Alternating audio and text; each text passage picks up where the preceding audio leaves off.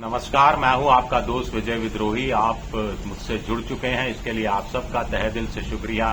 अगले 7-8 मिनट अपने आपसे जुड़े रहने की कोशिश करूंगा। तो गालिब साहब का एक शेर है, जमा करते हो क्यों रकीबों को, जमा करते हो क्यों रकीबों को, एक तमाशा हुआ गिला ना हुआ। तो तमाशा संसद में जारी है।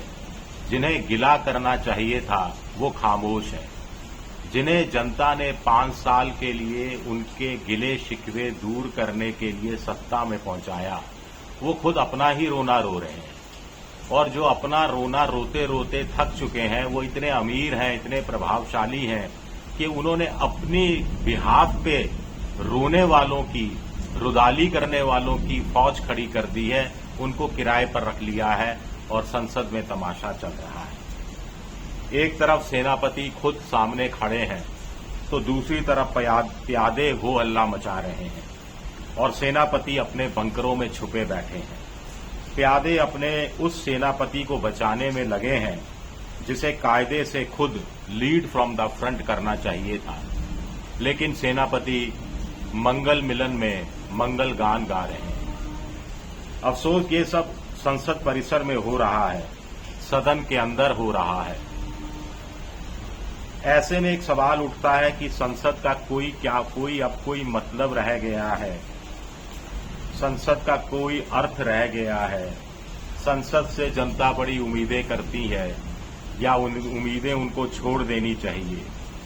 जेनजी ये सब सोचकर, ये सब देखकर क्या सोच रहा है, इस पर बात करेंगे आगे। लेकिन पहले भाषा देखिए। किरण रिजिजू कहते हैं कि अमित शाह आएंगे, वो अमित शाह बोलेंगे जिनकी भाषण से, जिनकी दहाड़ से आतंकवादी कांपने लगते हैं। सुनने नहीं पाओगे, विपक्ष से कह रहे हैं आप सुन नहीं पाओगे, भाग मत जाना, डरना नहीं। जेपी नड्डा एक कदम आगे बढ़कर कह रहे हैं कि अमित शाह मुंह तोड़ जवाब देंगे। अब ये समझ में नहीं आया कि जवाब मुंह तोड़ कैसे होता है। अगर अमित शाह का जवाब मुंह तोड़ है तो राहुल गांधी का सवाल क्या तोड़ने लायक था, क्या तोड़ गया, ये भी अपने आप में एक बड़ा सवाल उठता है। शर्म की बात है कि दिल्ली के जंतर मंतर पर जेनजी पिटता है। शर्म की बात है कि रांची में जेनजी पिटता है और संसद में ये मेरा जेनजी, ये तेरा जेनजी, मीडिया में ये तेरा जेनजी, ये मेरा जेनजी की बहस चल निकली है। ये बड़ा हैरान कर देने वाली बात है। जेनजी पूछ रहा है कि साहब शिक्षा व्यवस्था में बदलाव कब होगा, हमें बताइए। अगर आपको राजनीति करनी है, दिल्ली में पीट चुके आप, रांची में पीट चुके आप, लखनऊ में भी पीट दीजिए, जयपुर में भी पीट दीजिए, शिमला में भी पीट दीजिए, बेंगलुरु में भी पीट दीजिए, कोलकाता में भी पीट दीजिए, पटना में पीट दीजिए। पटना में, बिहार में तो आप पीट ही चुके हैं, लेकिन हमारी समस्या का हल तो कीजिए साहब, मेहरबान, कदरदान, जिन्हें नाज है हिंद पर, वो कहां हैं। जेनजी कह रहा है कि साहब पेपर माफिया की बड़ी मछलियां जेल में कब होंगी। जेनजी कह रहा है कि पेपर लीक नहीं होगा, ऐसा मौका, ऐसा अमृतकाल कब आएगा। 60 लाख सरकारी पद इंडिया के सभी राज्यों और केंद्र सरकार के मिलाकर खाली पड़े हैं। जेनजी पूछ रहा है कि ये 60 लाख सरकारी पद कब भरे जाएंगे।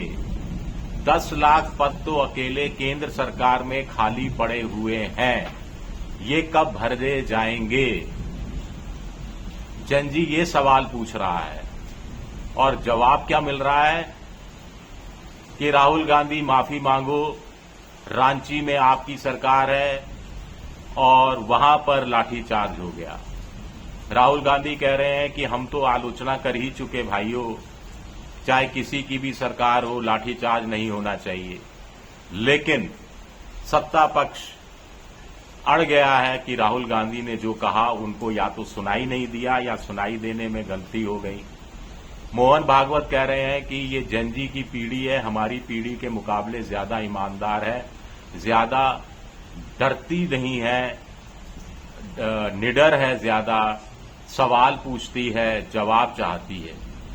और मोहन भागवत की पीढ़ी के ही उन्हीं की पार्टी के सांसद सोशल मीडिया पर भी ध्यान नहीं दे रहे, जहां राहुल गांधी का बयान आप देख सकते हैं, एक्स पर देख सकते हैं, ट्वीट जो किया है वो आप पढ़ सकते हैं, सोशल मीडिया पर उनकी न्यूज प्रेस कॉन्फ्रेंस को सुन सकते हैं, लेकिन राजनीति करनी है। अब एक और दिलचस्प बात मैंने देखी, रांची में पतले दुबले लड़के थे। अब ये पतले दुबले लड़कों की आड़ में मोटा भाई छुपने की कोशिश कर रहे हैं। क्या ये संभव है? बड़ा सवाल उठता है। 37 करोड़ जंजी है, 50 लाख स्नातक, 50 लाख जंजी हर साल रोजगार के मैदान में आ जाते हैं। इनमें 40% को जब तक वो 25 साल के नहीं होते तब तक नौकरी नहीं मिलती। 25 से 29 के साल के बीच में 20% जंजी नौकरी से वंचित रह जाते हैं। लेकिन 25 के बाद जंजी कोई भी काम करने के लिए तैयार हो जाते हैं। दिहाड़ी की का काम हो, कॉन्ट्रैक्ट में हो, गिग वर्कर हो, छोटी मोटी तनख्वाह, सोशल सिक्योरिटी नहीं, पेंशन की सुविधा नहीं, छुट्टियों की कोई पूरी व्यवस्था नहीं, बीमार हुए तो कैशलेस इलाज जैसा कोई इंश्योरेंस पॉलिसी नहीं। और ये जंजी नाराज दिख रहा है। अब बड़ा सवाल उठता है कि जिनको जो राजनीति करनी है वो राजनीति करते रहें, लेकिन जंजी को आप मूर्ख मत समझिए। मैं तो उस शब्द का इस्तेमाल करने वाला था जो आप समझते हैं, लेकिन जानबूझ के नहीं कर रहा, जो आपको जंजी की रील्स में मिल जाएगा। दिल्ली और रांची का फर्क जंजी बहुत अच्छी तरह से समझते हैं। आप उनको बरगलाने की कोशिश मत कीजिएगा, नहीं तो जंजी क्या करेगा? जंजी निपटा देगा। 37 करोड़ एक साथ निकलेंगे तो बड़े बड़े सूरमा धरती पर आ जाएंगे। और जंजी की ये चेतावनी सत्ता पक्ष को है और एक चेतावनी विपक्ष को भी है। ताजा उदाहरण है, जंजी ने तमिलनाडु में स्टालिन की सरकार डीएमके को निपटा दिया, जिसके साथ कांग्रेस चुनाव लड़ रही थी। तमिलनाडु में जंजी ने एआईडीएमके जो विपक्ष में था, जिसके साथ बीजेपी चुनाव लड़ रही थी, उसको भी निपटा दिया। और एक फिल्मी नायक विजय थलपति को मुख्यमंत्री बना दिया। जंजी ने बांकीपुर पटना के विधानसभा उपचुनाव में बीजेपी के राष्ट्रीय अध्यक्ष को निपटा दिया, नए बने मुख्यमंत्री सम्राट चौधरी को निपटा दिया, और बस्ता चुनाव चिन्ह वाले प्रशांत किशोर पीके को विधानसभा पहुंचा दिया। ये अपने आप में चेतावनी है। इसको क्या समझ नहीं पा रही जनता? जनता से मतलब गलत निकल गया शब्द। इसको क्या समझ नहीं पा रहे नेता? और जो सत्ता में है उनकी जिम्मेदारी ज्यादा होती है, ज्यादा बनती है, चाहे वो दिल्ली में एनडीए की सरकार हो, चाहे वो रांची के अंदर या झारखंड के अंदर ये इंडिया पॉलिटिकल फ्रंट की मिलीजुली सरकार हो। शुक्रिया मेरा वीडियो देखने के लिए। पसंद आए तो लाइक कीजिए, सब्सक्राइब कीजिए, शेयर कीजिए। आप मेंबरशिप ड्राइव में भी जा सकते हैं। शुक्रिया, बहुत बहुत शुक्रिया।